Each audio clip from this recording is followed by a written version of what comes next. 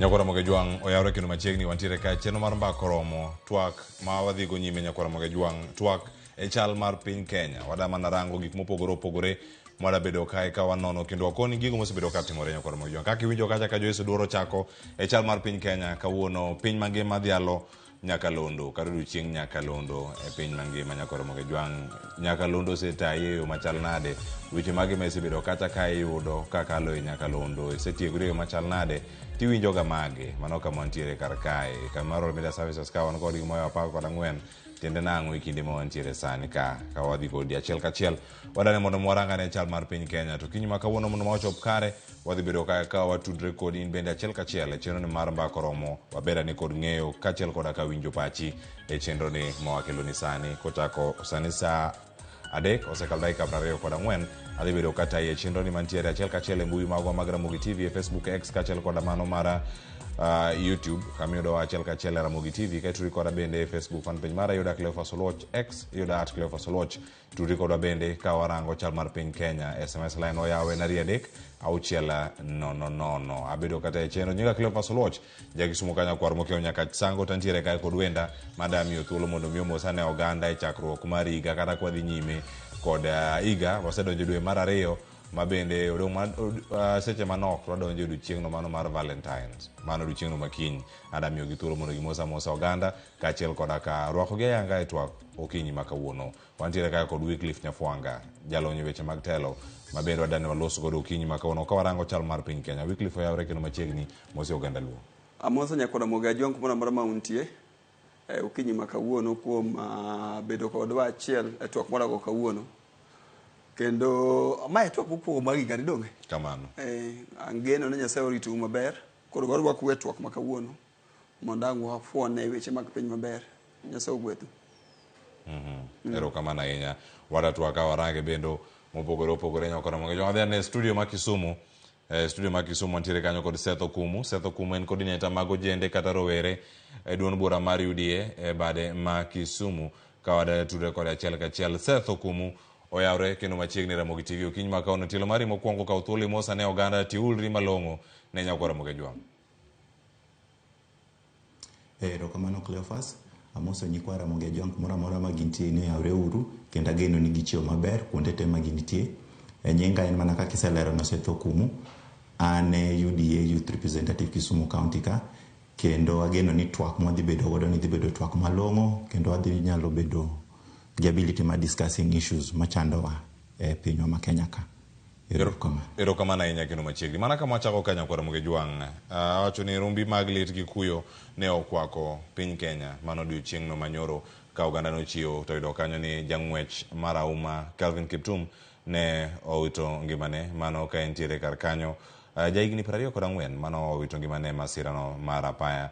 Adana chako kodi Seth Okumu ka ene studio ma Kisumu ichiwe ote mari kata rapar mari midhi bedo kiparogo jal mane wacho ni en sulwe kendo sulwe mare nosechako rieny e wechegi mag ng'wech tainya ng'we kinda mag mita kilomita 42 Calvin Kiptum ma owito ngimane masira mar apaya e kaunti ma Elgeyo Marakwet otieno ma pinyno rugo nyoro. Achako kodi Seth Okumu awinjo wach mari gi rapar mari mentiere godo ewi mosenindo Calvin Kiptum. Wach Calvin Kiptum ni taparo ni omako piny ma Kenya marach nikech kiparo maber to aparo ni en dwe mar 4 mano onego bed ni odhi ringe marathon moro to kendo ne wan gi geno ni marathon no nyalo break 2 hours or ringe less than 2 hours odonje that an official record mane Eliud Kipchoge obedo godo. Koro en wach momako the athletic community but kata Kenya yo malit ahinya nikech at 24 years ne en ng'at man gi a lot of possibilities kendo ne en ng'at ma future ne ni bright kendo aparo kana nene koringo aparo ni en Chicago Marathon en kijana mane oting'o Kenya kendo keto Kenya in a global scale to kata kaka jali ne notimore en yo malit ahinya nikech neno ni en seche mag otieno en gi trainer ne kiwinjo police report mowuok en ni yorno en yo manigi mist mang'eny taya onge so aparo ni kata wan kaka a nation onego bed ni watemo ng'iyo gige road safety wanyalo keto street lights wanyalo maki yorego mondo gik moko aina gi odok piny nikech wach manotimne no lit kendo familia ne kumoro amora ma intie the athletic community gi jo Kenya duto kamoro amora wagone gi mos kendo mad Nyasaye migi kwe kinde ma wach kama otimore. Ero kamana ahinya Seth Okumu kuom ote mari bende kodhi nyime ka Wycliffe Nyafuanga mi thuolo bende mondo mi chiw ote mari. Ng'eni gik mathoth osewacho ahinya kotenore kod tho mar Kelvin Kiptum, to in kaka in ipare kidi machalo nade? Iwacho ni mano higa mokalo dwe mar 10 kanye kamano oganda mathoth noyudo thuolo mar winje e yo malong'o ahinya. Nyoro na nigi dich moro monomaka koro ing'eni ka adhi amanyo social media to aneno kiwacho ni Kelvin Kiptum, aneno ka iwacho wach ni nyaka bed ni Kelvin Kiptum otho. Koro ing'eni omako dhoga nikech itiyo mang'eny ka nyaka tiwuok oko ting'eyo ng'at ma Kipchoge gini Kelvin gini emomiyo wanying kata idhi ma Uganda kata idhi mana US kata idhi ma UK ichopo kuro to gin iyudo ka nitiere stamina moro ma in go kata moro ma in go kiwacho ni ing'e Kiptum ing'e Kipchoge. Sani ne wa hope ni mondo Kiptum odhi break the record ma wijo Seth wacho mabe no sachak historias ne wasachako ere kaka nyalo timore nikech ne wa hope for the best. Koro en gima late ni ng'ama nigi future e higa 24 no ninde bade e yo mar accident e yo otieno nyaka ge coach ne te third passenger to osadhi hospital kendo walamo ne Nyasaye mondo mako bade en mondo oting'e malo. Opalo no wacho Wanjirube nikech ng'ene kanya ka wasebedo gi athletes mang'eny makaka Wanjirube no Nyasaye gimono timore kama mabe koro tho e accident. Koro wan dho moko koro en auti mag kuyo ne familia jaode na neno family men go athletic community kata World Athletic no orote Kenya mangima koro orote mag mos ne family no Nyasaye mondo kwechu ni sana. Ero kamana ahinya nyakoro moge jwang' mag welo mantie kod studio kiny makawuono medorno pachi kaachiel koda ka ote ma intiere godo kiny makawuono ka wamedo mana nono kendo kolo chal mar piny Kenya wachako gi mano mag chiwo rapar magwa ne mosenindo Kelvin Kiptum jang'wech mang'ula mag ng'wego mag kinda mano wito ngimane okinyi ma piny otieno ma piny norugodo nyoro mano e gwenge ma Elgeyo Marakwet kama ne oyudo masira mar apaya kendo wito ngimane kaachiel koda ka kocha mare kata japuonj mare wechegi mag ng'wech ka entiere kanyo kode masira no manoweyo ka ji ariyo wito ngimagi kendo ng'at achiel ne otony kanyo kendo ne oyudo thieth tok masira mar apaya no. Nyakora moge jwang' mathoth pontiere mabedo kwaluoni okinyi ma kawuono to dewa er mana mar chako gi winjo gin gik mage ma onego bed ni waluwo ka achiel kachiel mwada bedo kae ka waluwo kata wami thuolo mar winjo kata neno gi achiel kachiel. Nitie sigana modani mondo mi oyawno TWAK okinyi ma kawuono en sigana ma olosnwa kanyo kod nyawadwa Walter Nyambaga. Spika mar od bura mamalo mano Moses Wetangula bende koro oramo ni sirkal okomako od bura mamalo ma Fuanda. Tiende nang'o? Iwacho ni sani ka od bura koro duoga yanga od bura duoga yanga to spika wacho kanyo ni oyo wan okomako ma Fuanda kendo onge simu ma yudoga ka wuok oko mano kuom jatend piny Kenya mondo mi okadh kata okony kadho chike ma opogore kacha e od bura. Wadano winjane sigana ni molos kod Walter Nyambaga kato bang'e ang'aduoga winjane pach welo mantiere kod e studio kinyi makawuono. Mana ka odong' seche to yawa yanga bunge bang' yweyo mar dweche ariyo. Bunge madhi yawa e kinde mantiere ng'ur ni jatend piny William Ruto ong'wano bwombe mag od bura kendo maka Fuanda ni nyaka tim mana kaka odwaro. E gino ma Speaker Moses Wetangula kwedo mokalo. His Excellency has never called me to talk to me about what is going on in Parliament in the manner of debate or vote. Never. I can say this with a clear conscience that at no time has the President ever attempted to influence how Parliament works. Wakati wote miswada na hoja za serikali zinaletwa bunge na kiongozi wa walio wengi ambaye ndiyo mwakilishi mkuu wa serikali katika jumba la bunge. Mati mwone kinde ma od bura biro pedho twak mochuno midhi chako de kin twak mamoko. The NADCO report is already ready and it's going to be a slotted time with the opening tomorrow so that it's given priority to be debated. Speaker Okoni od bura bende biro bilo wach matut ewi lipod mar NADCO madwaro ni mondo chuogi apisi mar jotend migepe, apisi maketo sirikal tesre to kod keto e chik omenda mag NGCDF. Entrenchment of the gender rule, the creation of the office of a prime minister, the creation of the office of leader of opposition in the country. Some of those may require constitutional approaches.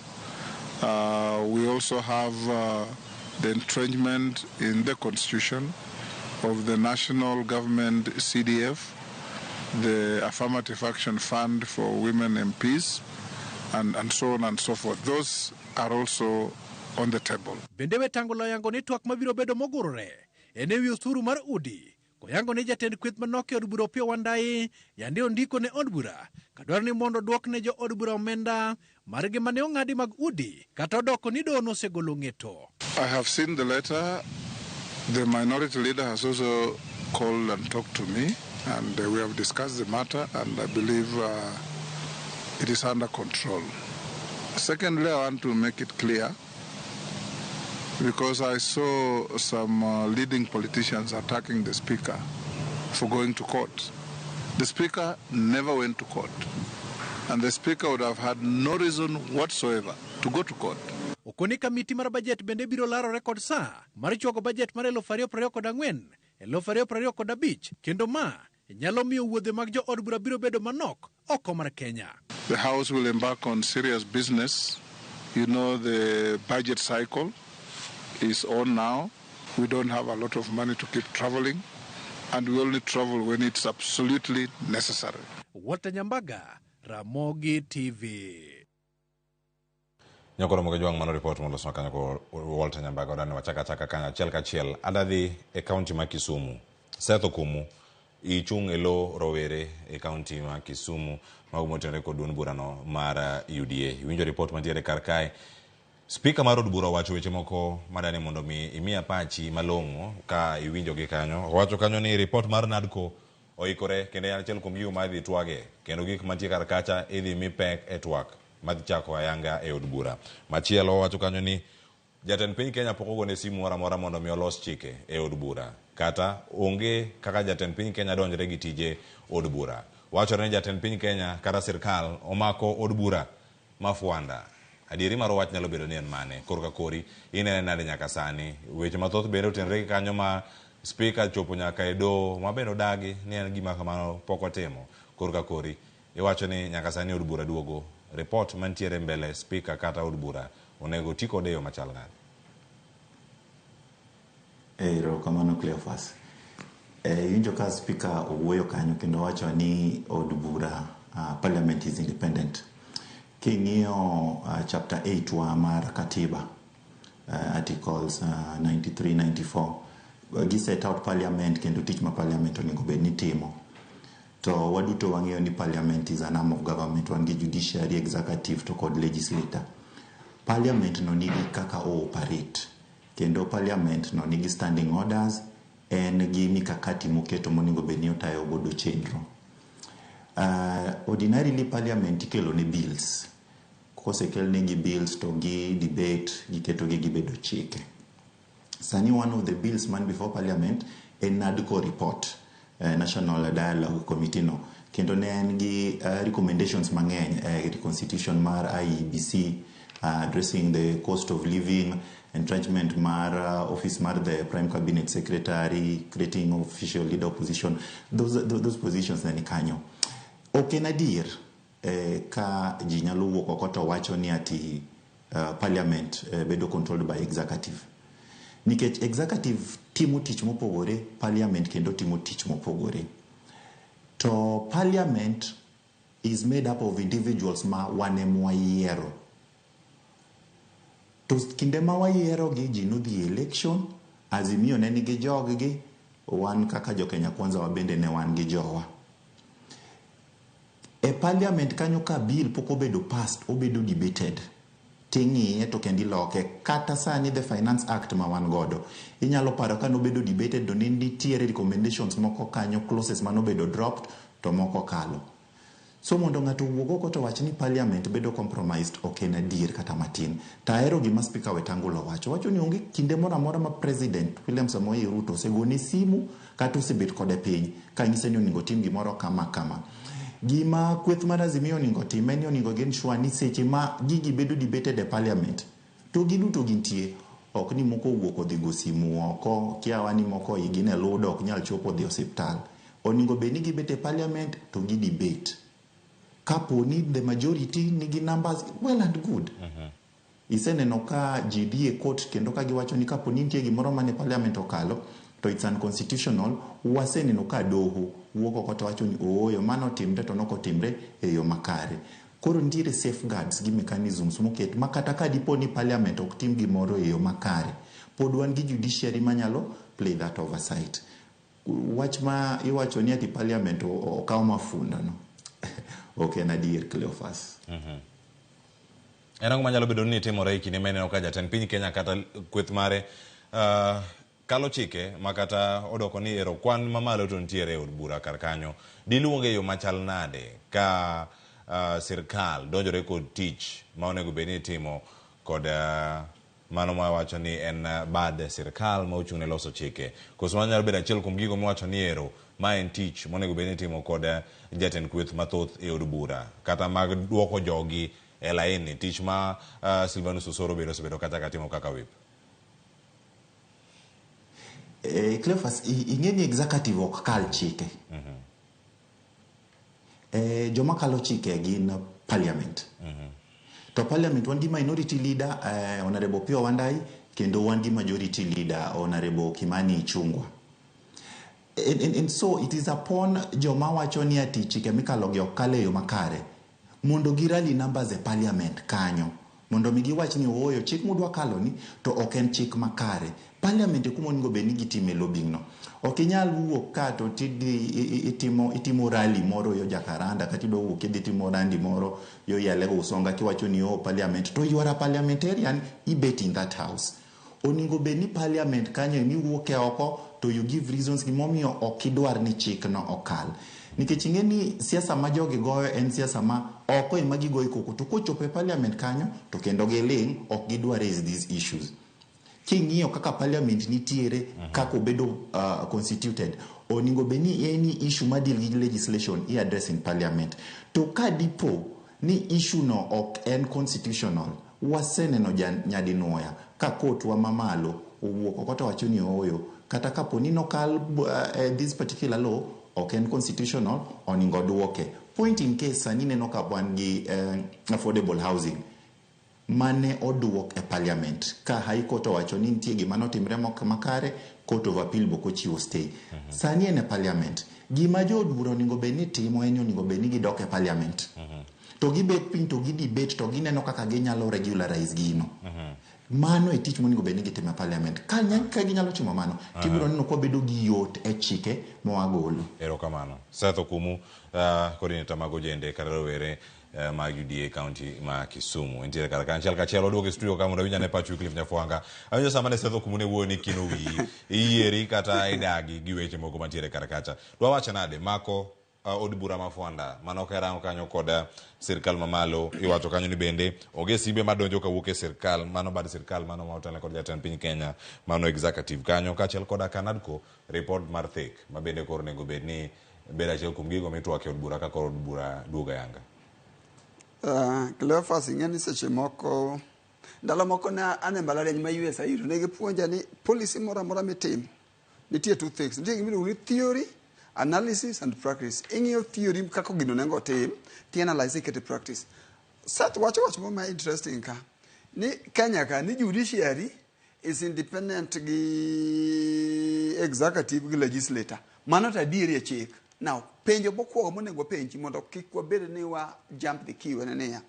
Be nitiere instance moro amora Kenya ka ma executive kata either directly or indirectly kata sebedo ka ma executive ochalo gi men involved e chuno ang'owa e chuno legislature kata chuno bunge mondo lok chik moko riere tir.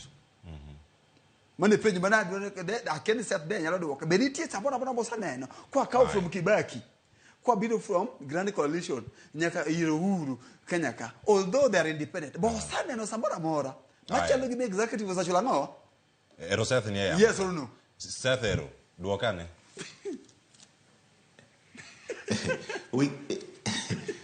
winjo gima Wycliffe wacho no wan gi independent institutions, judiciary and independent, parliament and independent, executive and independent. But abro yie ni nitiere kuma kendo gin dependent. Ok ni ati gin independent entirely. Ni neno ka aparo ni endwe mokalo ni ka parliament kobedo represented gi Wetangula, president waka represent executive to kendo gi the judiciary kabedo represented by Martha Koome. Negi bet piny mondo migilosi.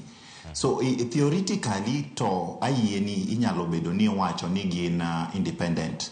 In practice. But practically nitiere kuma girade. Kendo nitiere kuma nyaka gi consult kendo kuma nyaka gilose. Okay, sawa. Aya, koro. Momi ya wacho no. Samane pok affordable housing of the bill of the parliament. Bene abunge mayudi olong state house for a meeting. Gi president.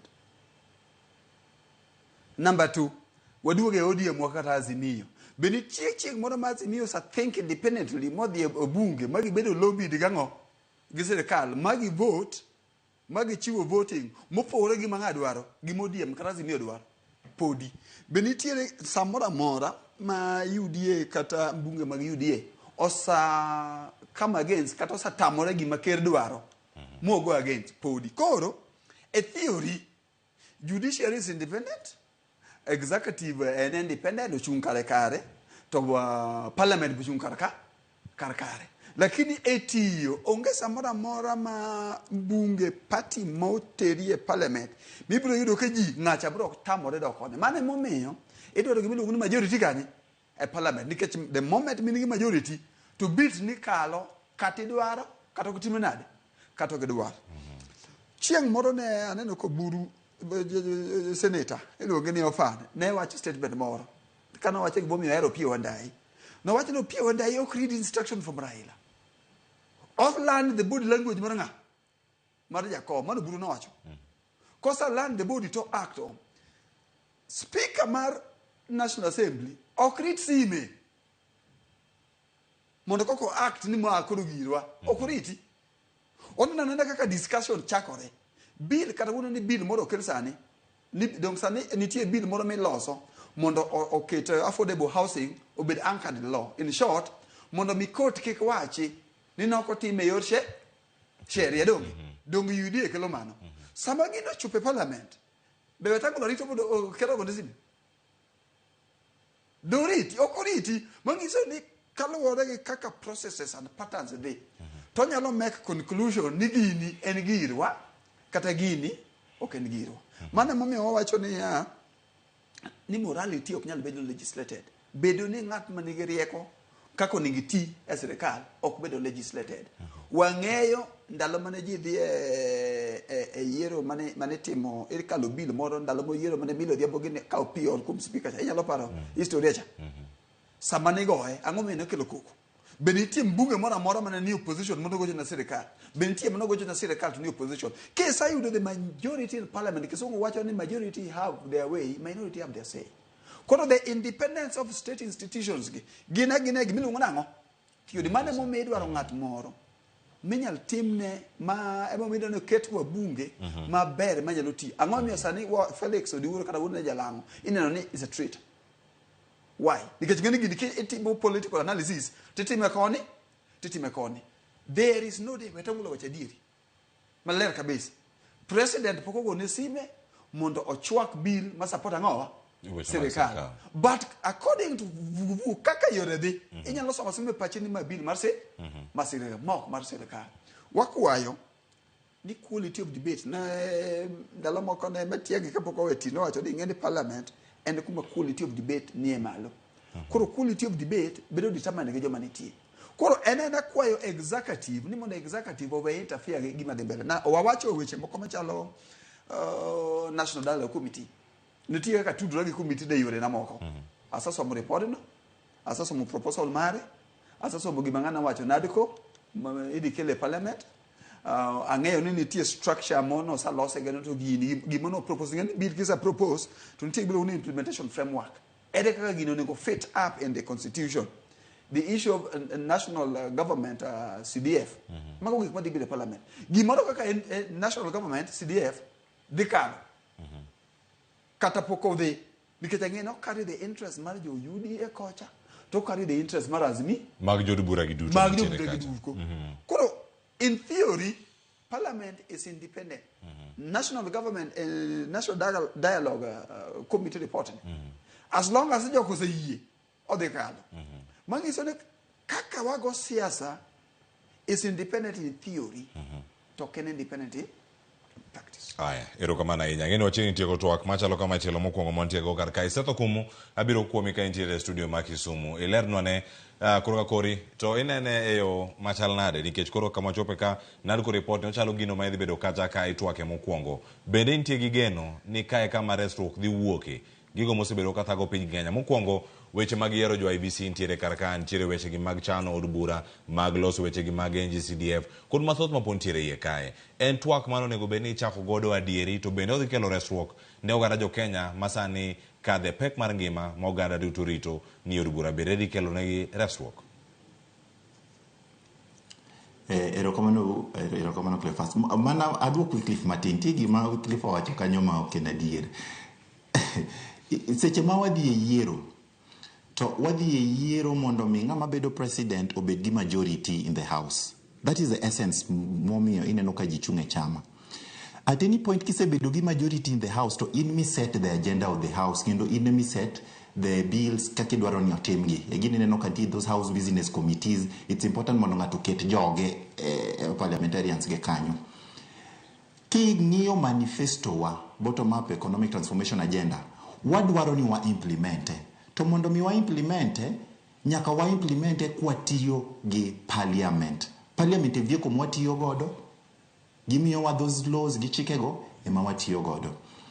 Gima kweth mar Azimio ningo bedni temo timo ni ningo bedni gimanyo kaka ginyalo bedo gi jood bura mang'eny mondo mi ka gigo biro to gineno ni ooyo ma ok ber kata ma dwa chando gi to giwache od bura kanyo. Onge opposition migoe pap kata rally, opposition timre e parliament.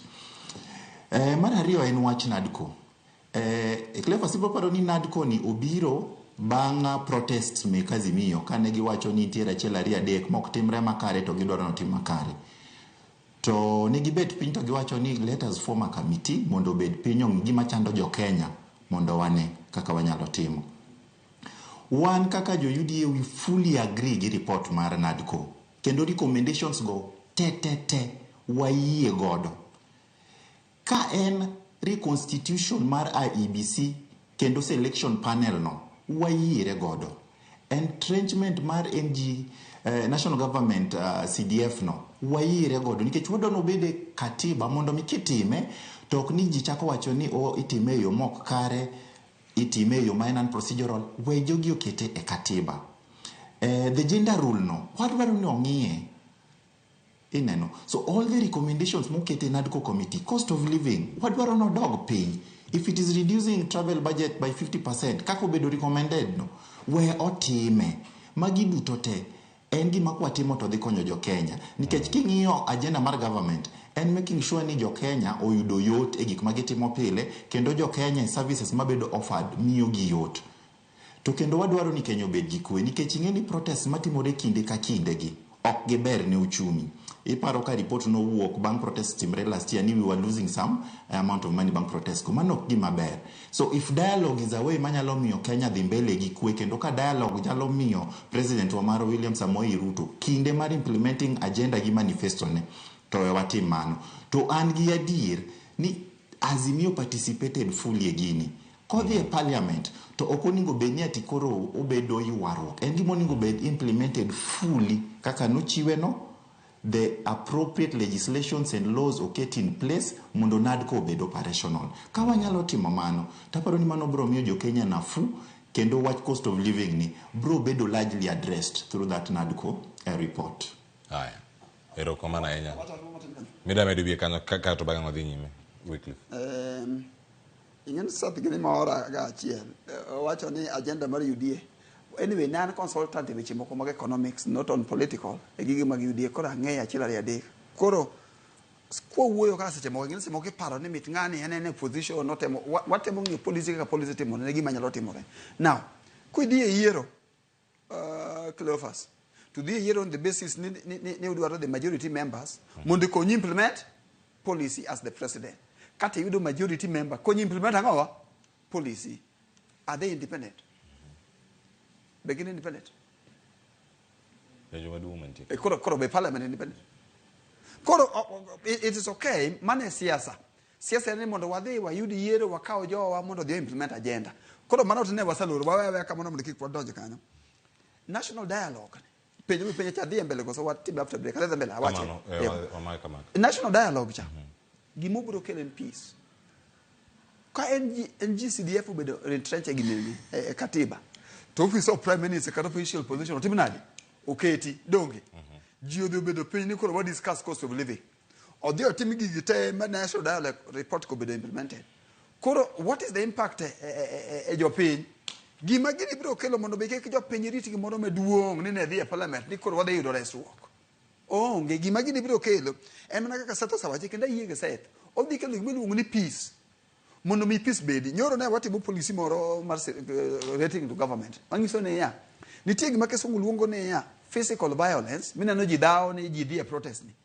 to nitie gima iluongo ni invisible violence ne ya ang'o mamiyo ji dawo ang'o mamiyo kata na tribe achiel gore gi tribe machielo nitie gik moko miluongo ni yani structure ne ya ng'ani feel ni ng'amo dhi e telo ema dhi timo ang'owa ema dhi yudo kek mang'ongo mana mamiyo katiba nokelo ne ya mondo mi president donji wagole from simple majority mondo bed gi ng'ama nigi at least 50+1 to ng'ani kendo bed ng'at moro ma nigi at least 25% ma counties ma Kenya ka nikech katiba ing'ene mano force ji gi coalition indirectly ok ng'isi mondo mi kibedo president koro yudo ng'ani nikech tong'e ni kikelo ji mang'eny on the table koro kabila ji mang'eny dhi feel part of the government nikech ng'en government nigi three things nigi kisungu luongo ni politics ng'en nyaka go siasa e sirikal nitie miluongo ni policy nyaka time civil servant nitie namba dek miluongo ni perception jopiny neno nang'o ni sirikal dhi ne ka perception obedo change sani ma ji luo kata joma ni Azimio oneno ni sirikal ni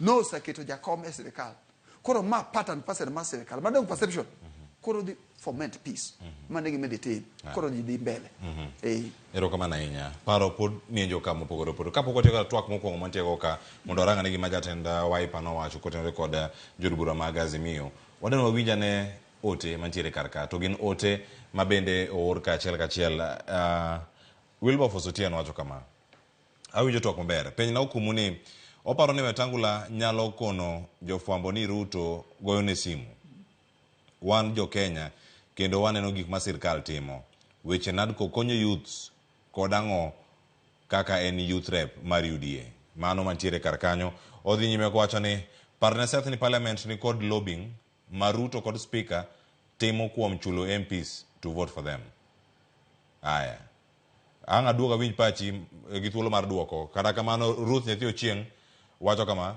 ndadhu tinde onge bunge od bura timo dwach sirkal walo e mang'eny bunge pacha kanu moja Seth kapok adhi twak machielo iwinjo ote modonjo kar kanyo kowuok kuom joneno kendo mano ote mowuok kuom brother Wilberforce kiyude kanya achiel kachiel inya mana duoke ane wacho ni wamiyo gi thuolo mondo mi gior penjo to welo mane studio bedi thuolo mar duoko kik adhi chenro machielo kapok iduoko ma erokamano Cleophas NADCO report oningo bedni twang'iyo kuma noae gimomiyo biro to nineno ka there was that complaint ni the cost of living ne ni malo NADCO report is addressing that mano gima ka NADCO report or address to the cost of living dok piny across board ok ne yudhe kende kata ne the general population so mano gima kotimore to wadhi yudo ni wabedo gi nafu kata purchasing power idhi yudo komedore pesa moro matin minyalo dongo do fuko idhi yudo komedore but chutho ki somo all the 7+ recommendations mokete NADCO report iyudo ka gitouch on the various sectors across the economy nikech ineno ka ntiere offices madhi bedo entrenched constitution mane hitherto ne onge kanyo.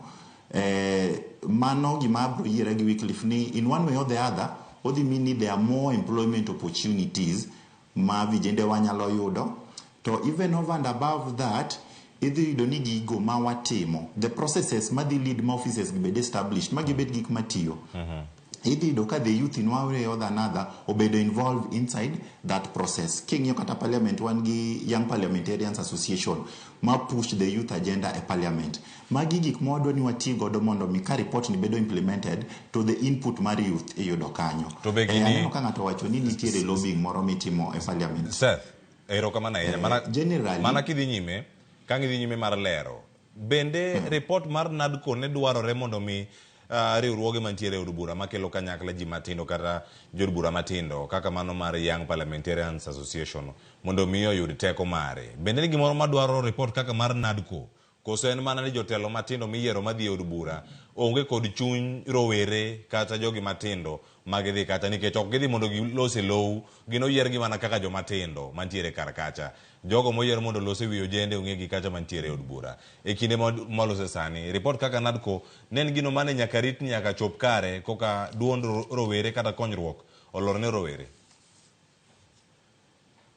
King'iyo NADCO report no, nitiere kuma wuoyo about independence make the political parties kendo gi non-interference mag political parties. To king'iyo chama wa mar UDA, ibiro yudo ni the largest population ma jomoyier gin vijende.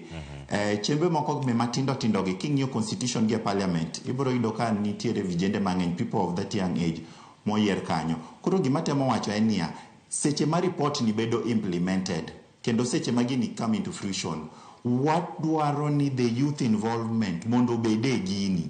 Inano, ok ni ati ena gimoro madhi e parliament to ni the senior people ema involve. Nikech kaning'iyo the largest number mar joma ne nie protest mane ni oko kanyo, ne gini yudhe, gin mane giwacho ni ok wamor gachiel ariyo adek. So it only means ni seche magini bedo implemented to the youth input bende nyaka bed kanyo e implementation. Nikech there are a lot of bills madhi bedo discussed kata implementation mar office no, kendo office go kose bedo set up kaka gibedo set out in NADCO report no, ibro neno ni there is that youth face e gigi. Mane point matemo wacho. Customer radio ng'ato na neno ka wuoyo about lobbying. Weche mag lobbying ma brother timore both sides, opposition. Aya, adani kangi dhi nyime, ang'eni weche mag lobbying to brother Wilberforce olero kar kanyo, ma bende kowacho kanyo kaka itime od bura, titaeyo machal nade. Kata kapok oduogo e studio kar kae, jatend kweth mano od bura, Opio Wandayi kod nyawadgi ma otelne kweth mathoth e od bura, mano ka warango kanyo. Apodan kuomi Seth, Okumu, gino minyalo malero ne nyakwara Ramogi Juang. Jogi noko winjore pek mar ngima kaka idhi duoke piny e report ni mar NADCO. Idhi gole kanye, nikech wacho ni mae gima inyo jo Kenya inya. Kama gintiere ka achiel kachiel. Mae twak ma gintiere godo, kendo gidhi nyime mar lose, to gana jo Kenya penjre kani ka twak chakre to gima kamae bende report mar NADCO noko lere yo makare. Gin mage. Kato bang'e machielo mondo mi aler ni alera wiye kanyo mapiyo, weche mag duond buche mantiere karka. Obiro kaluwore kod teko mar UDA no yudo kata Kenya Kwanza, mano mara nyeo duond buche mamoko kata nywako duond buche mamoko mondo mi orire kodgi. Report mar NADCO daduoko piny chenro machalo kama kata kinde mabiro tok yiero ka yiero ma duond buche matindo bano piende gi kendo riwre kod duond bura moloso sirkal mana mondo mi obeda maler ni kanyo to onge paro mar rowere kantiere kanyo kata gida soe odonja kosi jakete tim mana lera kanyo mondo mi beda kod ng'eyo kato bang'e duoka ne weche mag lobbying kod mae mar pek mar ngima bende ntiere kaka idhi tae kata kako dhi donjo e weche gi mag NADCO. Erokamano Cleophas, ing'e ni kiwacho ni ati od bura mar UDA no nyiewo ji, ing'e ni mano ok en factual, onge adier kanyo, onge kamoro amora ma izore kod ni od bura mar UDA no nyiewo legislators. En gima timore waneno ka duond buche no bano piende gima nitiere Azimio no wuok. Mae gima ng'anyo nokelo report mar NADCO. Seth, kanyo wayiere donge? En ang'o manokelo twak manokelo report mar NADCO? Nen ng'anyo. The protest manotimre. Mano ne biro kaluwore kod dwaro mag Azimio mane lieko kanyo ni nitiere duond buche mano bano piende gi kendo nowuok e duond bura mar riwruog siasa mar Azimio mano mi koro gidong gi kwan manok e od bura mondo mi Kenya Kwanza yud kwan mathoth e od bura mar kalo chike mopogore. Mano bende yiego koso obedo paro mopogore. There was that issue makata a court, it was litigated, Jubilee pod ni a court gi kesa inano. Marod bura, the constitution mar Azimio kendo gi mar Kenya Kwanza. Some of its members, the kweth mar Kenya Kwanza. Aya. Weche mag lobbying ka watieko, kaito ang'o ka yueyo, kamano Seth. Lobbying generally, ingeni ka ingi majority e house, to ikelo agenda ni e od bura. Oningo beni ng'iyo kaka agenda ni no nyalo kalo mondo mi implement manifesto ni. Mane gima timre world over kidhi kate parliaments man UK, kidhi parliaments man USA, mago timore ga kinde ka kinde. So it is upon those mawacho ni ati ginene, the laws mukelogi ok gin kare. To gibi gi the reasons kendo giket gi parliament mondo gine kaka ginyalo yudo numbers. Nikech king'iyo voting in parliament is basically about numbers and the laws miketo kanyo. So ineno ga kapogre aparo ka ni timo BBI parliament mokalo ni nitiere joma ne nie kweth mar Azimio mane ochung to wacho ni ooyo kata kodwaro ni BBI ni okal kaka Otienda Molo kata kodwa ni BBI ni okal nitiere achiel ariyo adek monyalo loko mane gimo ningo be ni timre e parliament kapo ni nitiere gimoro ma jogi neno ni rach tibire parliament aseneno kata e od bura wani ka jo UDA moko wacho ni ooyo chik ni to close makama to de ber kwa loko. That is the essence of parliament. Koro ka ok ginyal time parliament to kara gidwaro ni gitime nade. Okinyal wuok oko tidhi e rally tichako wacho ni ka e kuma wadwa time opposition. Opposition ni ngo beni bedo organized to ging'iyo kaka ginyalo lobby e parliament mondo mi chike magi wacho ni ati their closest mok bergi otimgi from parliament. Erokamano. Eda medo moro matini be kaka to ka yue nikech sama riwe to sero. The politician kata jwana siasa di rally nyalo bedo classify kaka community engagement consultation mag jopiny. Koro kosa ng'isi jopiny titing'o ji cha tiduogo kanye iduogo e parliament. Dongine ka kisungu luongo ya chasing our own tail. Gima no chako wacho chema koro Seth chako tiekorego. Sirikal ji dhi e competition mondo uyud ji mang'eny mondo mi pass go agenda maru kanye ai pal e od bura. Koro Seth onego yie ni sirikal chiko yie ne mondo many majority mondo kalgo. Mano chik. Kata ne man president bano chik. Parliament is independent. Koro it is up the minority part mondo lobby joka. To page make jana mo page ngene sobo message adek page mo page mateko kodwoko. Enenia. Suppose ne wetangula no go ne sime. Ngene wetangula ndia siasa. Bonya lobe the public wacha ne by the way ngene anigo naga sime. Ko kaloko chi mano ko nyalo wacho donge. Mano page mo page kan. Koro wawe at that level mondo the next agenda. Erokamano ahinya koro mo jonga duogo ka mondo moranga ne koro ka Kalonzo Musyoka koro jiwo jod bura mag Azimio mondo mi otamre kalo chik moro amora mikelo od bura manyalo duoko kata manyalo keto ngima jopiny obed kama tek. Mane tok moduoko godo bang' yweyo ma kao sani. Chenro en mar mbako romo medoronwa ote ka warango chal mar piny Kenya. SMS oyawe na 3-6-000. Yweyo mokwongo e chenro mar mbako romo wakawe sani. Ka waduogo twak dhi nyime kik idhi mabor.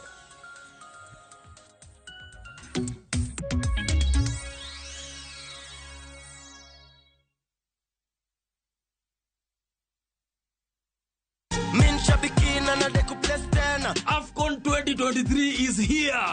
Kuwa champion na shabiki.com. Pata 10% refund kila siku beti yako ikizama. You will never lose with shabiki.com. Wekelea na shabiki.com. Shabiki.com ina give. Not for persons under the age of 18. Shabiki.com is authorized and regulated by BCLB license number 587.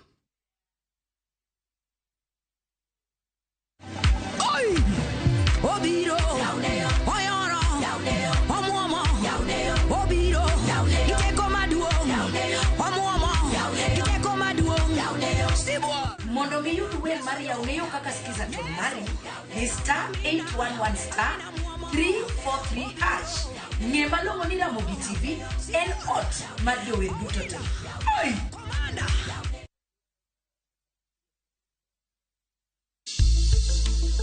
Riuri kodwa kawuono e penj laktar. Wadhi bedo kod jalony Frederick Kotieno mar Equity Afya Kasarani kawawuoyo ewi raboyunga mana e penj laktar. Sapar gari odhiambo kik bai.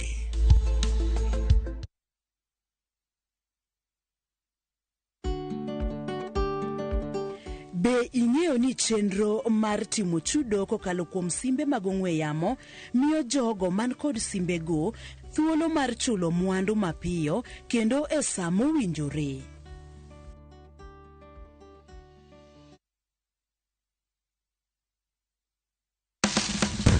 Tudri kodwa ka wayango kit chiemo mopogore opogore mawuok e pinje maoko koda mago ma iloso pacho ka. En gi ring'o mang'eny to kosetuo kama ma inyalo kano ndalo mang'eny. Mamiyo lep chwadore kendo ni kod ndhadhu mopoto. Fueny maling'ling ma itiyo godo e loso chiemo ka in bende ipuonjori kaka inyalo loso mana e jikondi kanyo. Wakolo matut sigana mantie chiemo ka chiemo. Ka waromo kod jotedo mamiyo ndhadhu bedo gi ngima. Ma rech minyalo chamo kanumu. Ok ochuno ni tede. Ok ochuno ni tede. Ikri mar puonjori tedo chiemo moa e pinje mopogore. Othonje ka othonje. Tedo gi chiemo. Tich adek, saa 2 okinyi. Mana e Ramogi TV.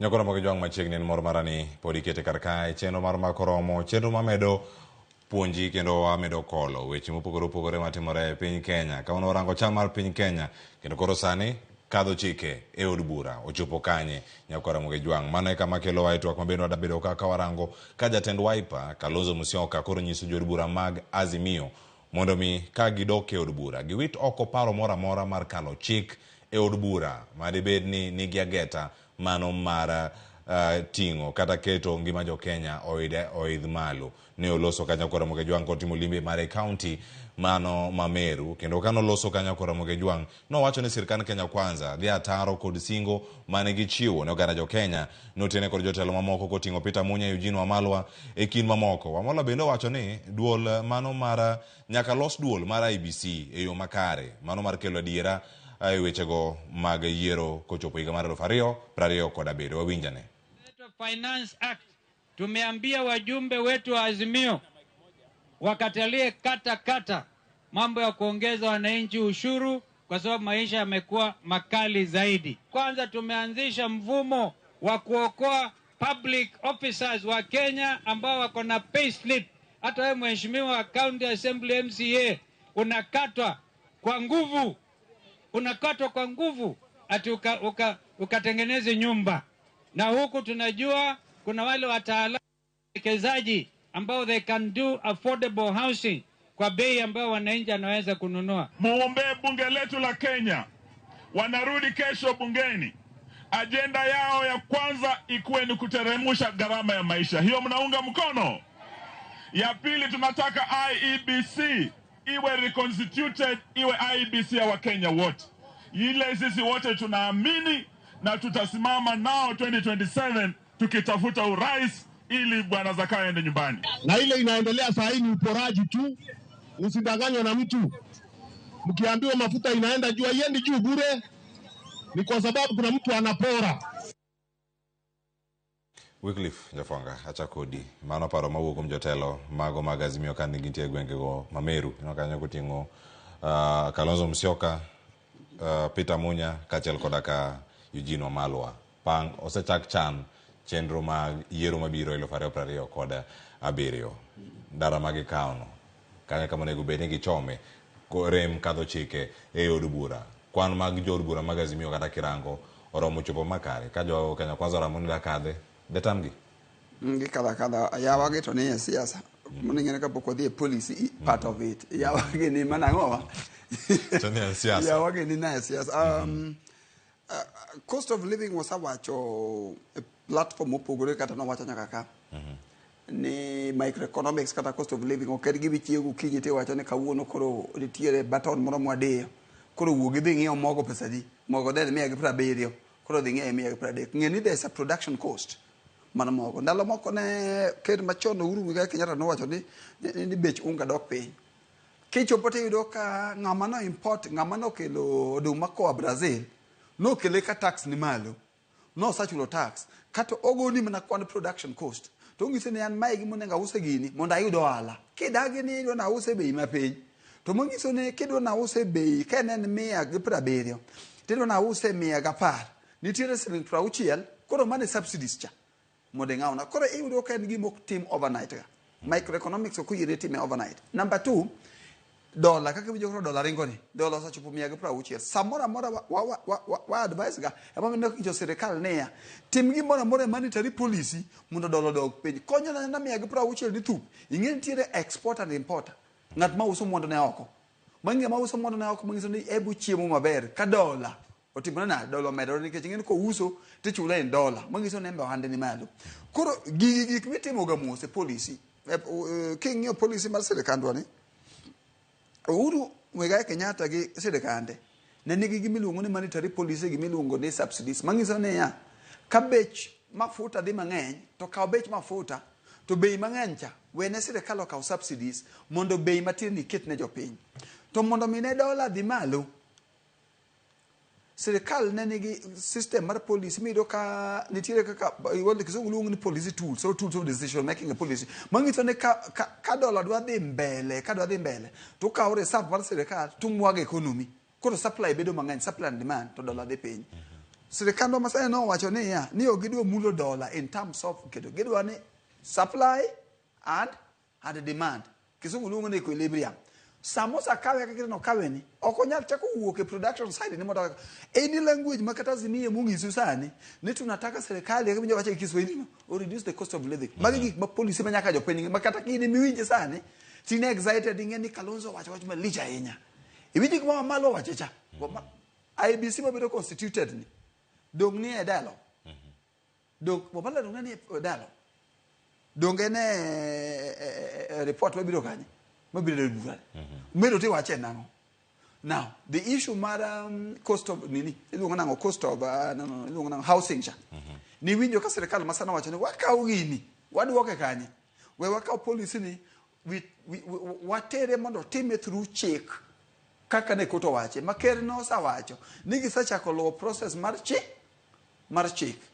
to jalup ker machon Kalonzo Musyoka wacho ni cost mora mobile parliament okwa bi medo cost of living kata gi sling adi sling achiel to the other side court no wacho ni kudo medo bei mora man affordable housing duoke parliament the argument kata kaka ji onego go mbake housing anene ya be housing agent you need what Professor Ndini nange for amora chon no sa wacho ni ja Kenya mana mora ingene dala ne ingene nan gi ot ibi geni dala wini gi ot ma kisugu luongo ni if should come to push to nitiere kuma klewe wo kambe dhi midonjo to luongo ni mamari unless ujo Nairobi okuge dala ingene ni odi koro mago onego wa discuss the merits of housing be important tango monengo tim to kilose to nango lose gi policy mane mam kete gi makisungu luongo ni optional aya koro magi kibore ratin moko ni azimio ok ne serikal magi ya policy issue monego beni rango makare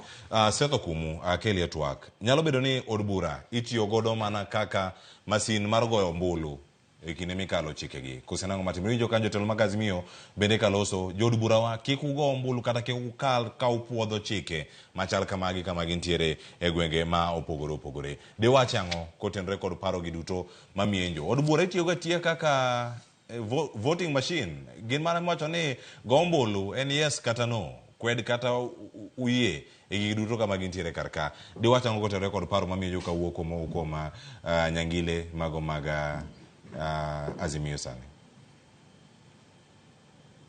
ero kamano Cleophas katiba wa article 96 subsection 1 nyaka 6 no 95 subsection 1 nyaka 6 wuoyo roles mar parliament to the only way ma parliament be nyalo kalo godo buche go seche moko they have to put it to a vote mondo ji ogo ombulu kanyo mondo neni jomage man oyiere kode kendo jomage ma odagi kode lakini chutho gima jowanya kang'eni en ni kapok bill obire parliament obedo drafted obedo formulated to kinde ma bill bedo drafted kendo bedo formulated ni nitiere a lot of stakeholders mabiro office of the attorney general state law office parliament no benini gi that legal department makonyo gi drafting of these bills nitiere ga that opinion mikao from various working groups gibiro kendo gichiwo their recommendations kaka gidwaro ni tim.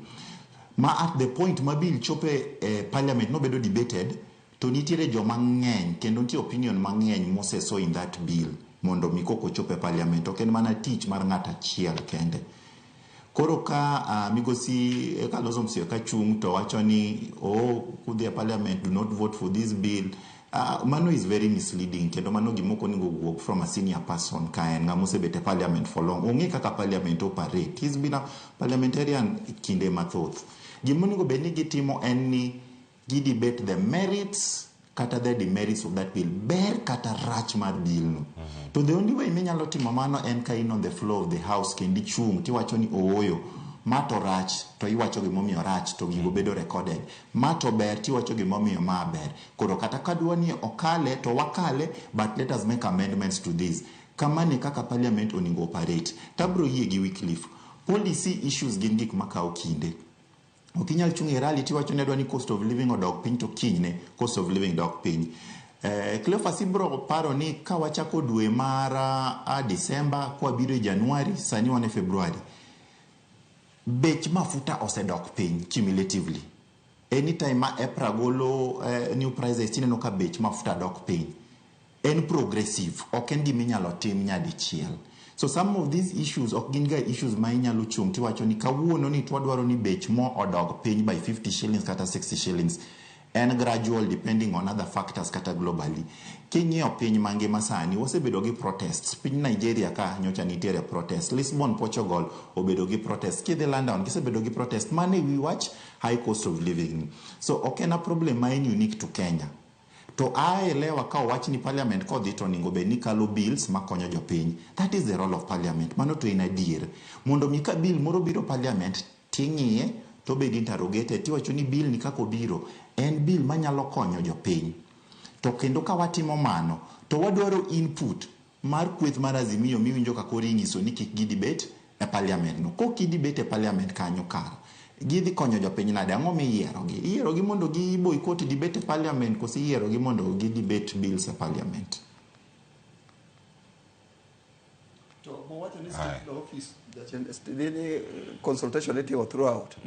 Attorney General mancha winjo ko kwacho ni noko ero wach mar choko paro kata somo paro kawuok kuom haya wach malong'o pod wantiere karka nyakoro mag joma duogo mondo mi wabed kod twak ma pod dhi nyime karka kadho chike od bura gi tiende nang'o ka wantiere karka ne wakoni bende nyakoro mag joma achiel kachiel odhi ane kaunti ma Kisumu odiochieng' ma kawuono piny mangima mano ko kale andika no bende wol kanyo kod riwruogno ma UNESCO dhialo nyakalondo e piny mangima. Odiochieng'no ma dhialo nyakalondo e piny mangima nyaka sani ka wantiere kodi kachiel wadane mondo mi watudre kod nyawadwa Millicent Adhiambo ka entiere county ma Kisumu mondo mi yang' okonwa ne mathoth kotenore kod wechegi mago mag nyakalondo. Nyaka sani to jopiny parogi e yo machal nade. Mane gima timore nyakoro mag jwang' to nyaka sani yangore ni nitiere chenro mopogore opogore madhi nyime konde mag piny Kenya. Mano koting'o nyaka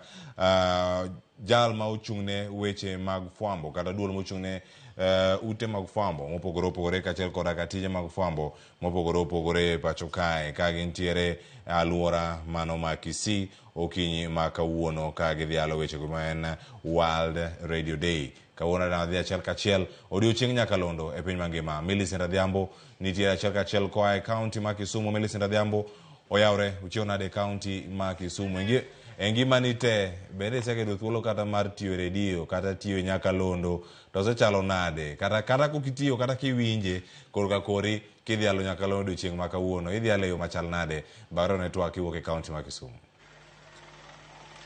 Erokamano ahinya Cleophas. Achiel kachiel kwa wuok e kar dak ma Otonglo kapok adhi kaka adhialo odiochieng' nyakalondo abro chako kod pas jopiny mondo marang' anyisi ka watieko. Ka ok kamano nyakoromo ga jwang' kawuono piny mangima dhialo odiochieng' nyakalondo. Wadwa ng'eyo ni to nyakalondo osekonyo ji yo machalo nade, berne nitie rachne, nitiere chenro ma bende oganda gombo no medie koso nitie moko ma gigombo no dhigo nyime. Ang' ne akaw pach jodak ma Otonglo kaendi mondo ginyiswa ni to ginto odiochieng' ma piny mangima dhialo nyakalondo ma bende gi dho ngere iwacho ni World Radio Day. Ginyalo dhialo nyakalondo e yo machalo nade machiegni.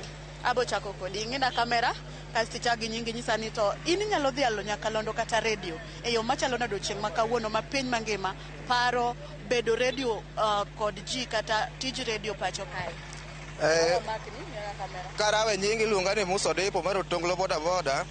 Kadhialo gine redio Ramogi kaka nochakore. Radio te Royal Media mag SK Macharia go te. Radio Ramogi nokonyowa, osekonyowa mang'eny. Mokwongo an kane pod adhi skul, kane kwaro tho noland maber kendo nengo gi yot kabisa. Anyalo dhialo redio Ramogi gi tipege te kabisa. Kachako gi Chalis Odhiambo, manager mar redio Ramogi no, odhi kodwa maber kabisa.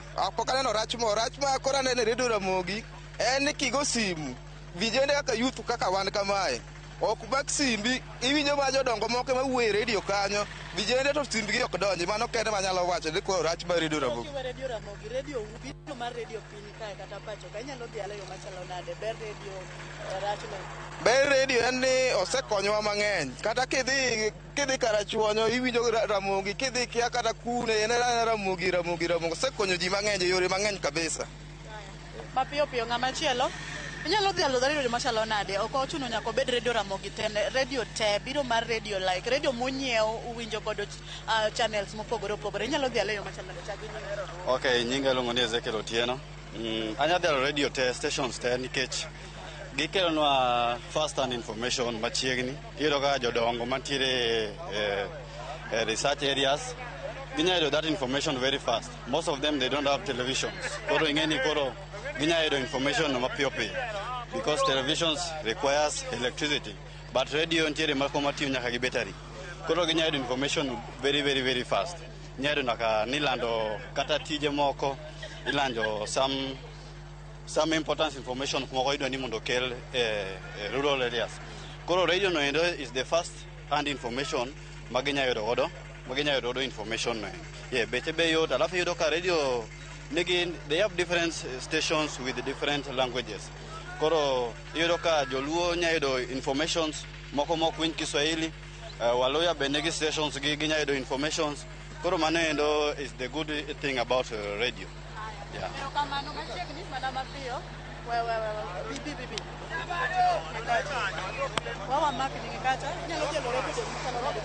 Erokamano, an kachaw gi nyinge luonga ni Peter Uma, ja boda boda motonglo, amoro gi redio Ramogi nyaka nochakre. Omiyo wayot kata ka gimoro timore e gweng'u, gichopo mapiyo piyo kendo wachno nyaka lande e yo makare. An amor kode, mano kende ema dapagora e redio Ramogi. Kawuono piny mangima dhialo odiochieng' redio, ok en ochuno nyaka obed redio Ramogi ama redio monyiew ni, inya yudo kata redio e simu, inya yudo redio idhi nyiew e duka mondo iwinj godo weche mopogore opogore. Koro inyalo dhialo redio machalo no, redio owuon. Redio owuon anyalo dhialo ni redio ber. Kata ka moro amora ma winjo, kata ka ne apiko na ka winjo ka yawo redio e pikipiki, redio nyalo miyo awinj gima otimore kata kuma opogore gi kuma ntiere. Koro adhial redio ber. Erokamano.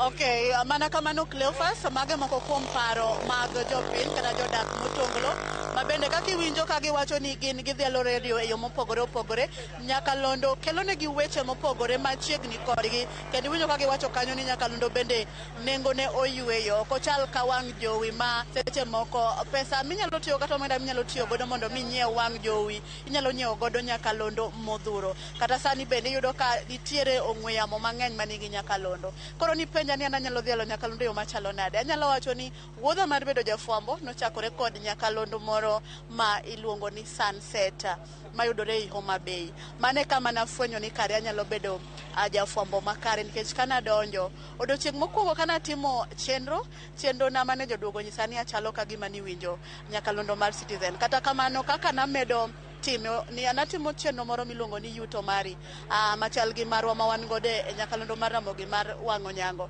Koro kaka namedo time odiochieng' kaka bende namedo tiegora, kendo kanyo bende kama ng'eyo na dholuo nochakore godo, nikech jogo manayudo kanyo ne gin machiegni mar konya ni kada wacho gimoro tiwacho kama gi dholuo. Koro nyalo dhialo redio e yore mopogore, nikech redio no e kuma karia na kata tija ni endi mar bedo jafwambo nochakore kod bang' kana tieko skul tawacho ni ok owinja ninde e gima somo ni nikech ma lekna we adhi achaka nena kod nyakalondo. Koro nyakalondo osekonya ahinya, tanyalo dhialo nyakalondo nikech nyakalondo en gino mamiyo ng'ato yot. Kamoro amora midhiye inyalo keto channel mora mora kata station mora mora mondo mi winj weche mopogore opogore, obed weche manyien, obed jogo mohero thum, obed jogo ma ohero tuke mopogore opogore mikelo e nyakalondo kod dhok mora mora minyalo yudo. Koro nyakalondo en gino ma osekonyo oganda. Koro adhiale e yo makende to nikech an nachako wachna gi nyakalondo kata wach tija e yo makare kod nyakalondo. Koro adhialo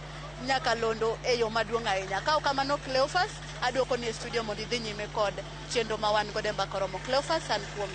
Erokamano ahinya. Toka ka aneno kondika Azimio la Umoja, kata kamano waloso weche mag redio ka ang'e ang' amiye wenda thuolo bende. Millicent, erokamano.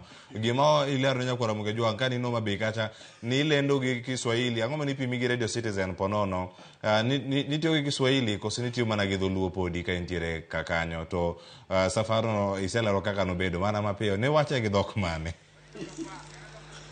Okay, kana chako ng'eni kia skul to seche moko be kaka inena ni ji mang'eny ne kiaga ni anyalo wacho dholuo. Koro kana donjo dholuo migogo mbaka nanyalo, lakini mitimo godo chenro ne ok anyal makare. Koro thothne nawacho dhok adek kana timo shono. Iyudo ka alidho dholuo moro achiel, thothne ne en Kizungu alafu Kiswahili ne ng'eny iye. Koro mokwongo kana timo to manejo biro na katieka shoni, Mili, to kawuono iterowa mana e Citizen, tapenje ni nade, ni dong' Kiswahili gi English ne ng'eny shoni ahinya. Koro tem matek imakri kod jotene magikagi mondo mi gipuonji dholuo nikech chenro titayo maber. Koro kamano kaka nachako wuoth mar ng'eyo dholuo matiegora masani, anyalo wacho dholuo kendo pod amedo puonjora. Erokamano ahinya Millicent Adhiambo. Iwacho sani ilonye. Erokamano ahinya kuom miyowa ripot e makare ka intie kaunti ma Kisumu. Gwenge ma Otonglo, nyakwara Ramogi Jwang' oduogo e studio kar kato mana mapiyo bende kotenore mana gi odiochienga nyakalondo ni. Wycliffe Nyafuanga, idhi ale yo machal nade? Wando gik mopogore opogore mantiere kar ka, wang'e ma nitie weche gi mag nyakalondo matimore ka gi kae, mana ka warango gi chenro mopogore opogore. Onyalo bedo mane? Ang'eni kata pok wadhi e twak mano mabiro, mano kama wantiere kar ka. In odiochieng' ma nyakalondo, ipare yo machal nade? Natiyoga ndalo moko gi weche mag program mag riwruok mar piny mangima miluongo ni United Nations. Pinje mag Somalia kuonde. To kanotimo program ne yudo ka radio no kende ng'ato onge source moro amora mar information kako nyako dak. Koro nyakalondo kende kokawo radio, kokawo Mulika Mwize simbe matin ni te mana chomogo to yudo radio. Koro radio ne menya loko ngimane, kata nyalo loko ngimane. Koro ne watiyo gi radio a lot. Nikech ata malo 70 ewi 100 ne nyalo bedo ni radio. To ne gin gi simbe matindo tindo.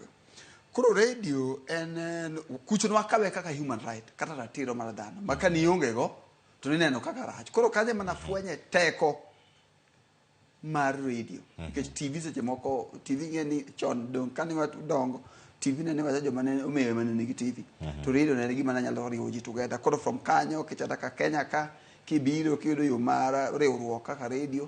Nikech ng'eni mida ni ng'eni na ang'eyo maber na kalo Kenya mas batin dala moko issue mag teko mar radio riwo ji kata human right kata kelo wiji pamoja kata kelo dongruok en gima ong'e piny mangima omiyo adhi alou jo TV kata jo radio kuom maber motimo. Erokamano. Ka en odiochieng' jo radio. Wadhi dhialo gi nyakwara Ramogi Jwang' odiochieng' ma kawuono. Ang'eni mana kaka ayudo pach Wycliffe Nyafuanga, yen ayud pach Seth Okumu bende kotenore kod weche gi mag nyakalondo odiochieng' ma kawuono. Idhialo nyakalondo kata iparo nyakalondo e yo machal nade? Ka irango sani kaka achiel kuom gigo ma itiyo godo mag chwalo paro kachiel kod puonj ne oganda mopogore opogore. Wan ka wadongo weche TV gi nonenoga mana ka jirani. Koro gima notiyogo thothne ne nyakalondo ema ninyalo yudo information kendo ema ninyalo winjo programs mabecho becho gi. Paro ka wadongo to ne wanyalo winjo KBC ne nigi programs moko ma ne nyalo puonjo ji news mar saa 7, ndalo moko be kabeti rumo to mera ringuro dhi betri angidwa winjo godo news. Koro nyakalondo gima wadongo godo kendo waneno kaka ose transform gimawa kendo kaka progress mochopo kuma sani wanyakata bedo gi nyakalondo e simu. En gima is very crucial, dispensing information. Nitiere gwenge ma kidhie to en nyakalondo no kende ema ng'ato nyalo tiyo godo mondo mi oyud information mawuok oko kendo ka donjo negi. To milestones moseneno ka the radio industry obedo godo chakre radio bi nyaka kumochope sani ni osebedo gima duong' kabisa. Kendo kata king'iyo sirikandwa kokalo through article 34 mar constitution no pod gimedo guarantee jo media kata jo radio go press freedom kendo yienegi wacho achiel ariyo adek kao maoni mek jopiny kuonde ma opogore. So radio no en nyakalondo en gimoro ma very crucial kendo osekonyo communication dhi mbele. To mana kaka odhi mbele no kaka omedre mondo mi that reach ochop ne ji mang'eny nikech sani an gadier ni the main means mar communication machopo ne ji kuonde te obed nyandwat kata milambo en kokalo e nyakalondo no. Erokamano ahinya. Wacho ni mago moko kuom wechego mosebedo kanyo katimore nyakoro Ramogi Jwang'. Ibo konowa kokalo e mbui magwa duto te ni kama intiere kanyo to in dialo radio e yo machal nade. Inyabedo kanyo ka iparo kinde machien kama intie kanyo kwar kira gini gineno gi yo machal nade. Chenro mane biro mopogore e nyakalondo. Wacho ni kama gintiere kar kanyo orende nyarende gik mopogore kata ka nereno nyakalondo itiyo gi nyakalondo mopogore ibedo kanyo koda rapar odiochiengni ma kawuono. Nyakoro Ramogi Jwang' gi mathoth ang' wakelni weche manyien kachiel koda kama biro odiochiengni ma kawuono kotenore koda odiochiengni mar nyakalondo e piny mangima. Ang' wadhi nyime nyakoro Ramogi Jwang' e twak machielo kama wadano rang ka wechegi mag chike kachiel koda kamago bende mag telo ma opogore ahinya magi motenore koda weche mag golo amuri mano ma onego bed ni bedo kar kacha ka nitiere apis mar Attorney General mano kama gintiere kar kanyo achiel kachiel ni ginyalo bedo ni gin paro mage mamienjo kinde ka kinde mana ka warango gi kar kanyo kora Ramogi Jwang'. Iwacho ni koro kidwa ni mondo mi ogole kanyo mondo mi ogol amuri no kata public seal e apis no mar Attorney General mondo tere e tend migao mochung' ne weche jotije jopiny kata jotije piny owacho. Mano paro mochwal kanyo kod Daktari Raymond Omolo jagoro mongirore migao ni mano mar arita. En paro machal nade Wycliffe Nyafuanga? En gino ma nyalo bedo ni neno kagima en daro teko koso mayo teko Attorney General mapacho. Nana dinene kaka kao teko mar Attorney General nikech public seal ineno kaka gino manigi teko office mar Attorney General ma kigolo office of the Attorney General ka ji ong'eyo ga kopogore gi yore mag chik ten public seal.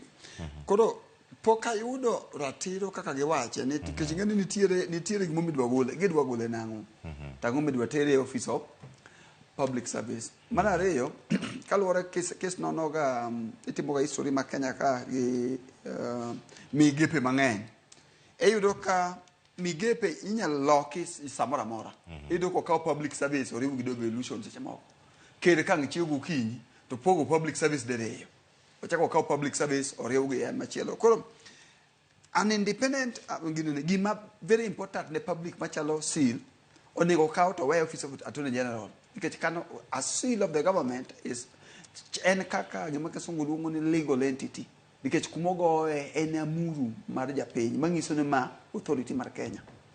Koro authority mar Kenya no kete kata nikech ni nene kaka ratiro mar chik. Koro ne riwe kar chik ma kumogo no onego bed gi gima kasungu luongo legal authority mangiso ni onego bed gi teko mar chik kumigoe no makogoe to ong'ene no goe office mabo mi teko mar chik. Now Raymond wacho ni mondo tere office of public service. Kamano mana kama olere kar kanyo mana mondo mowinja ne gino ma ogeto e oteku ni mano mar Attorney General. Wanya nesikane molosto kanyo kod Lydia Okeo ka otenore kod paro makama mochwal kod Daktari Raymond Omolo jagoro mongirore migao mar arita pacho kae. Jokanyo e migao mar arita nochopo nyim komiti marango chike kod ratire pachoka, the Justice and Legal Affairs Committee JLAC.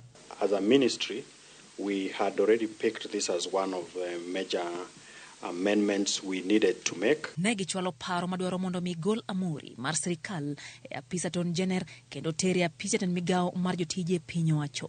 The amendment in clause 2 is in respect of section 27 of the Act that removes the custody of the public seal from the AG to the head of public service. Paro makamano koro kelo kikruok mar paro kama kuom oganda neno ka gima ma en thuolo ma piny owacho dwaro mayo ga apisa ton general te kumare maluwore gi chike mapachuka. To my understanding, the Attorney General is also an appointee of the government, and even like before, he no longer has security of tenure. They can be appointed and disappointed by the president anytime. So he's part of the presidency. So why do you want to take away the public seal from a constitutionally established office?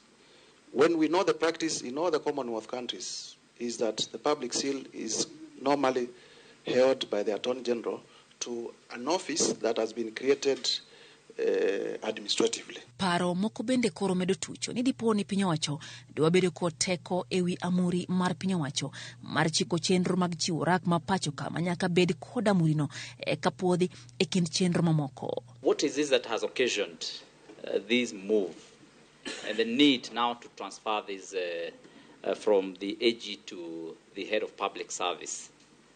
And I mean, personally, I just want to put it clearly that I would be opposed to that. I have looked at the Constitution, I have looked at all our statutes, over 700 of them. I have not seen anywhere in the Constitution where the Constitution created the office of the head of public service. There is no office in the Constitution called the head of public service. It doesn't matter who holds.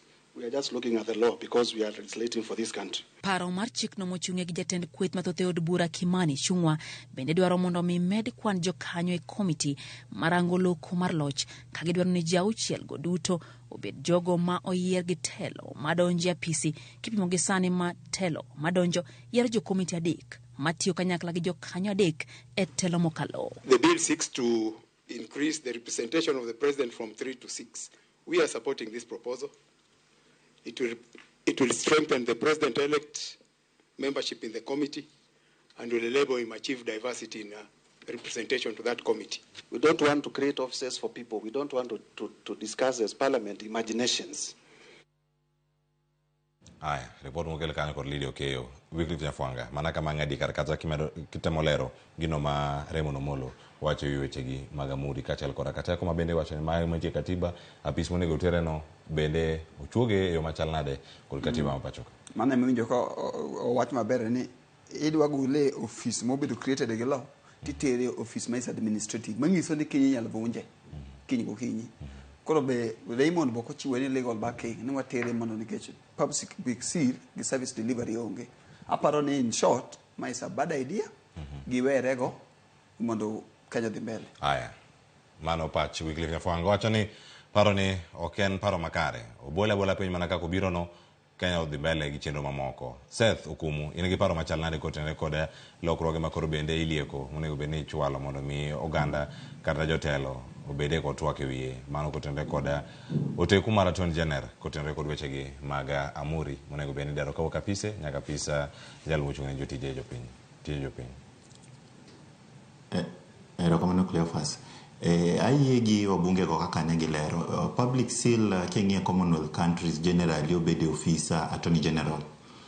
To Attorney General office neno en established a constitution, it's a constitutional office.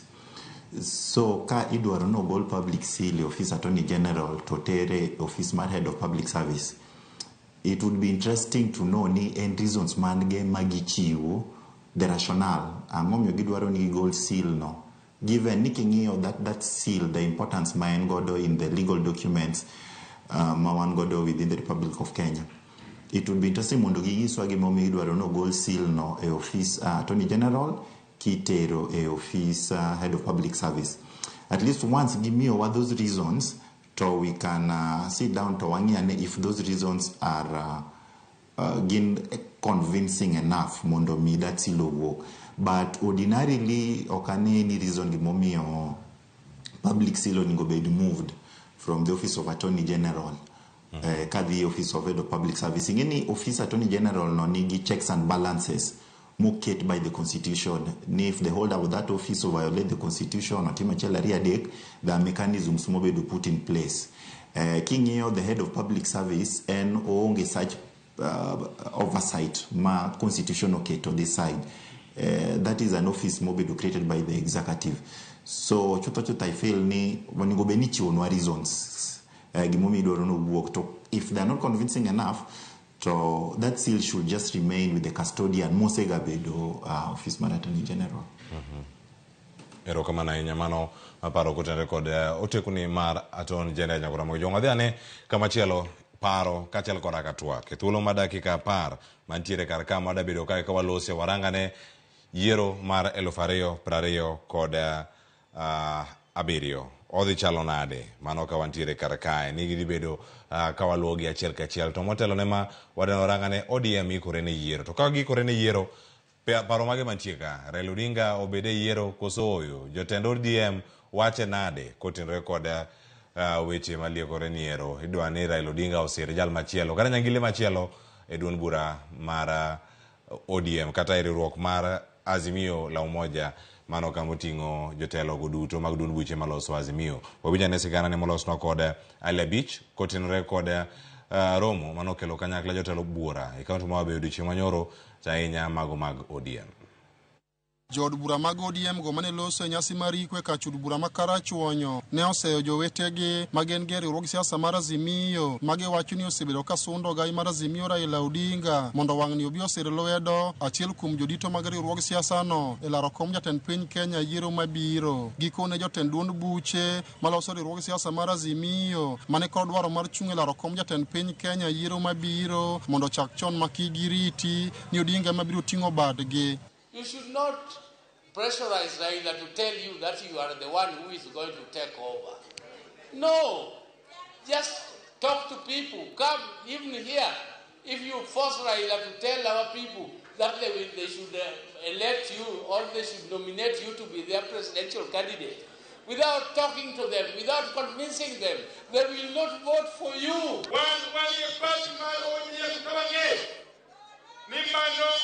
Mano endala malo kama vile serikali malo. There is no single day you will take pride in a government that you have been simply invited to. No single day. A government to which you have been simply invited cannot qualify as your government. And therefore as ODM we must work strategically and alongside our partners to ensure that we form the next government. Jod bura go kone jowetegi magin go Azimio mondo sani oket tekregi e tego duond buche maggi maka ochopo e kinde mag yiero to nyalo miyo gi thuolo mar go mbaka makik gigalre ni ogai margi Raila Odinga nyalo biro mako bad ng'ato. The only strategy that William Ruto is remaining with is to disorganize us within the coalition. And we must desist from this conversation of who is going to be the president and deputy president at this point in time. Our leaders have given us directions. Let us go and strengthen our parties. Let ODM be strong. Let Wiper be strong. So that at the last day, we ask, what are you bringing to the table? Let us strengthen our parties and let us desist from this conversation that Raila should lead for other people. He still is our candidate. Mimi kama katibu wenu nimetembea na baba Kenya mzima. I have no doubt in my mind Ruto is going to be a one-term president. I can assure you. The people of Kenya are going to put a stop to this very terrible experiment they got themselves into in 2022. Na nawaambia na wahakikishia kwa sababu kila Mkenya ameona kazi imeshinda hawa watu. Bende ne giramo ni Odinga rwadhgi mapod gibiro medo chungo kendo sire lwedo mondo dhi olar kom ma jatend piny Kenya kochopo 2027. Raila runs on our behalf and on our command. And the standing command is that Raila remains our presidential candidate today, tomorrow, in future, in the past, and I know that our party president is none other than His Excellency, the Prime Minister, Daktari Raila Amolo Odinga.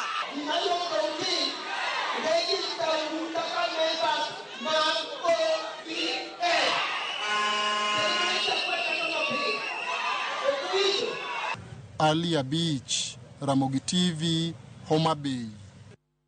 Adongi thuolo ma dakika abiriyo to watieko twak. Achako kodi Wycliffe Nyafuanga. Ma paro mantie osechak goye. Winjo kanyo Moses Kajwang, seneta ma Homa Bay osewacho ni ma ok twak onego bed ni ibedo go sani. Sama kare ni to en mane? Ka otenore kod gigi duto mantie ka Raila Odinga, Kaluma, Opondo Kaluma jaod bura ma Homa Bay Town be olero kanyo ni ma rodwa kinde mokalo sani e kinde mabiro. Yawa gi ni tiyo tij opposition siya mono ngisane. Usiep na mono ngisane jogi ni tijgi jogi tiyo tijgi. Statement makata ne gi pod wacho ni jatend piny duo ma Raila Odinga pod ne jatelo mar chama mar ODM. Kene ne jatelo ma wang'eyo ni dhi chung presidential candidate kata dhi chung kaka president. Ndalo moko na winjo ka Badi mana jabuda mogwel sani no wacho ka na constituency ni an ker masani okadwa mak mana kara ele mungi sala tigo tatiyogo. In short, jok ne nogi item phone patch jatend ODM Raila Odinga nito Raila Odinga ni eno paro nango kodi ngene statement moro ma wache platform kanyo iwache mondo mikiko kel musuko kind ngat mo wuoyo Raila Odinga. Sama Moses Kajwang owacho ni wan agenda mar sani ok wadwa wacho wach mar ng'ama dhi bedo president. Kote mo wacho ni ging'eyo ni strategy en mar ng'a en mar ker mondo kel pogruok e kindgi. Kata ko kelo pogruok e kindgi des go mtu kama tae manyaka to ng'ama dhi chung ne Azimio timnuok nade omany. Koro kian tawacho ni magi koro en siasa ne joro me karaliel moro koro itemo fuono wachi baro dhi obed nango bunge na Opondo Kaluma wacho ni wan jakomwa jatendwa sani mar presidential candidate en Raila Odinga to na sana no benane ne gazette kenda ng'eyo gi sources na moko ni serikal ma Kenya no sangiso Jacob ne do bedo proposed kom mar AU kangane fueki dungo na Jacob mar AU masani ndalo ne rumo mano gima no sawuok e oboke maben wasasoma mabet no land kunde gi no sawacho ne maber. Koro one day in politics en sama ng'eny koro we wariti wawinji ni to ODM denade to giyiero ng'a tere ka kod gi Azimio to kumodhi owachi mane kuma ji timna nade kuma ji delo. Ero kama na rugo bana idu wach mari mugi karka Seth Okumu e studio wa Kisumu lero miwane pachi nitiere ote mabende nyo karka ka huko mjapuonj David Osawa wacho ni ane no malera inya Cleo kawuono antiere od denda late matin wacho ni ka baba pod ngima to kocha en mare period Ramogi TV ler paro biro mopogore kendo imedo mana wach magi paro mawuok e duno bura mag ODM kotenore kod yiero mabiro ng'ama dhi bedo kata kating'o bandera paro simienjo ng'ato dog dala gi mondo dhi obed motegno mondo mi ka jiromo tok kindegi ka ji ochomo yiero ng'ato bi duno bura mare motegno. Seth Okumu anga mi thuolo mar golo pache wi twak masani timede kanyo gi wach mari mogik. Rokamano Cleophas mokwongo kachako wan UDA wan tayari rado gi ng'ata e debe. It doesn't matter ng'ama ibro kele debe no. Wan tayari mano gima jo Azimio nyaka ng'e. To jo Kiswahili bende no tiyo gi dho ngero moro ni lise mwalo lipo. Koro kiwinjo ka mana kaka Wycliffe wacho jogo nie tich ka gisechako wacho ni wan wakelo ng'ane ne depo ni mane ng'ama gidwa kelo adieri to it's their constitutional right ng'ato ka ng'ato yiene chung. Abdu Badida gini osechung nyadidek nyading'wen to gimbe pok gibedo kata president. Koro ng'ata nyalo chung mondo beda president. But more importantly, en king'iyo kuma iwacho ni parties odog o recruit. Kaluo waka, chama mar ODM ni emano osebedo chama ma dominant. Chakre 2005 ko bedo formed. To ineno kaka systematically chama osetiyo gi jopiny to kendo jopiny iseneno kaka oseyuak ka giwacho ni ooyo kata ka bed ni mae chama mane wan godo to ber moro maduong' pok obironwa kata gi devolution ni. UDA wuok oko kendo timo recruitment okinyi godhiambo door to door ka wa recruit ji kendo wakele chama mar UDA. Koro kaka gitimo recruitment gi e chama mar ODM kocha e kaka wabende watimo recruitment wa e chama mar UDA kendo wamedo tego chama wa kendo wamedo kelo ji rombgi duto e chama. One candidate wa machung 2027 and President William Samoei Ruto. wakia ng'ama wadhi chung' godo to ng'ata ma gibro kelono ema wabro chung' godo to wabro neno kaka dhi bet e debe, nikech ing'eni ok inyal English wacho ni you can't do the same thing over and over again and expect different results. Koro gibia gi ng'atgi no wadhi romo godo.